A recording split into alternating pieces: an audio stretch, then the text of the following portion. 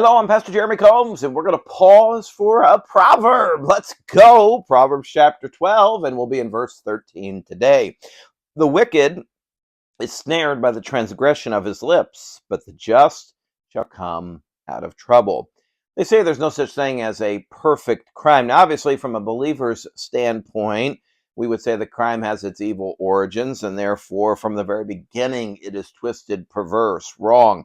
But the world looks at a successful crime not as we do, but rather whether they can pull it off and then get away. The truth of the matter is they almost always are caught. How? Well, by usually their words. In investigations, they say that if you let someone talk long enough, eventually they will give themselves away, or if they talk to the accomplices, their stories won't mesh, and therefore they will be caught.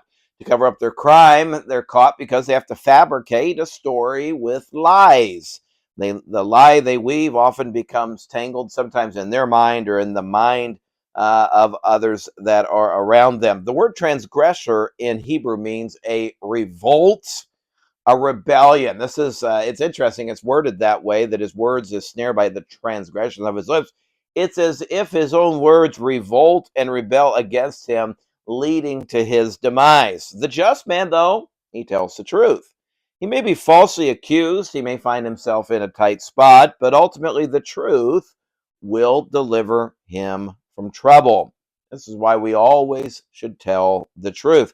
Even when you're nervous, afraid, remember, the truth is what will save you at the end of the day. So be an honest and an upright person today. Verse 14, a man shall be satisfied with good by the fruit of his mouth, and the recompense of a man's hands shall be rendered unto him. You reap what you sow, but nowhere is this more evident than in your words and in your works. A man will be full. This is the meaning of the word satisfied in our verse, of good by the fruit of his mouth. Someone who uses his mouth to tell the truth consistently, they're going to be trusted. A man who is upbeat and friendly with his words will have more opportunities for friendships and maybe business opportunities as well. Someone who is gracious in their response will ultimately have others being gracious to them when they mess up as well. Our works are like our words. What are sown with our hands will we receive again. And the idea is from that of like a building. A building starts out with just rubble, piles of things. Think of a pile of bricks. You begin working with your hands, brick by brick, until eventually you step back and the tower is built. So today, we need to invest our words and our works wisely. What will you be investing in? The choice is between two. The Word, this would be capital W, the Word of God, and or the world. Walk and talk the Bible way. I tell you what, it really pays off. Let's look at one more, verse 15. The way of a fool is right in his own eyes, but he that hearkeneth unto counsel is wise. What makes a person into a fool? Well, the simple answer is this: decisions. Poor and unwise decisions will turn someone quickly off the path of wisdom and onto the trail of foolishness. So someone will argue and say that we all make foolish decisions from time to time. Where that is true, it's one thing to make a foolish decision, make a correction, and then get back in the path of wisdom.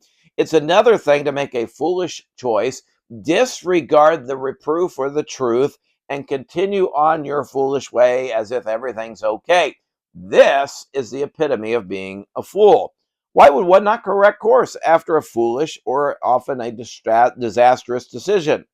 Well, because the fool thinks that he is right no matter what. In fact, it is this way of thinking that has led him to leave the path of wisdom in the first place.